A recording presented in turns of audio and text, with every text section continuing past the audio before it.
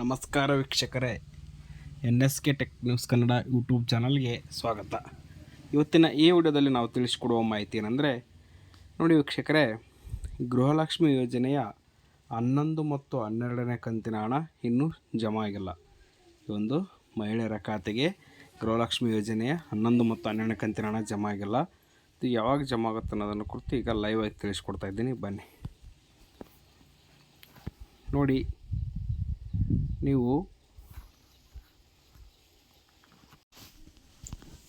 ನೋಡಿ ವೀಕ್ಷಕರೇ, ಜೂನ್ನ ಗೃಹಲಕ್ಷ್ಮಿ ಹಣ ವರ್ಗ ಶುರು ಅಂದರೆ ಜೂನ್ ತಿಂಗಳ 11ನೇ ಕಂತಿನ ಹಣ ಮಾತ್ರ ಈಗ ವರ್ಗಾವಣೆಗೆ ಚಾಲನೆಯನ್ನು ಕೊಟ್ಟಿದ್ದಾರೆ.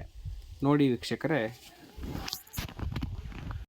ಈಗ ಕೇವಲ ಒಂದು ಕಂತು ಮಾತ್ರ ನಿಮ್ಮ ಖಾತೆಗೆ ಜಮಾ ಆಗುತ್ತೆ, ಇನ್ನೂ ಒಂದು ಕಂತು ಇನ್ನೂ ಲೇಟ್ ಆಗುತ್ತೆ. ನೋಡಿ, ಗೃಹಲಕ್ಷ್ಮಿ ಯೋಜನೆಯ ಜೂನ್ ತಿಂಗಳ ಹಣ ಬಿಡುಗಡೆ ಪ್ರಕ್ರಿಯೆ ಸೋಮವಾರ ಆರಂಭವಾಗಿದೆ. ಅಂದರೆ ನಿನ್ನೆ ಹಿಂದೆ ಈ ಒಂದು ಮಹಿಳೆಯರ ಬ್ಯಾಂಕ್ ಖಾತೆಗೆ ಹಣವನ್ನು ಹಾಕಲು ಪ್ರಾರಂಭಿಸಿದ್ದಾರೆ.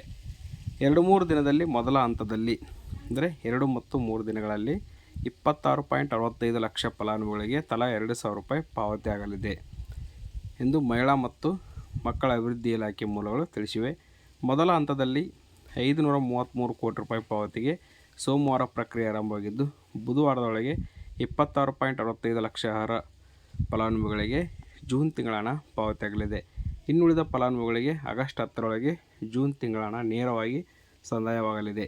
ಲೋಕಸಭಾ ಚುನಾವಣೆ ಸಂದರ್ಭದಲ್ಲಿ ಏಪ್ರಿಲ್ ಮತ್ತು ಮೇ ತಿಂಗಳ ಹಣವನ್ನು ಒಮ್ಮೆಗೆ ಪಾವತಿ ಮಾಡಲಾಗಿತ್ತು.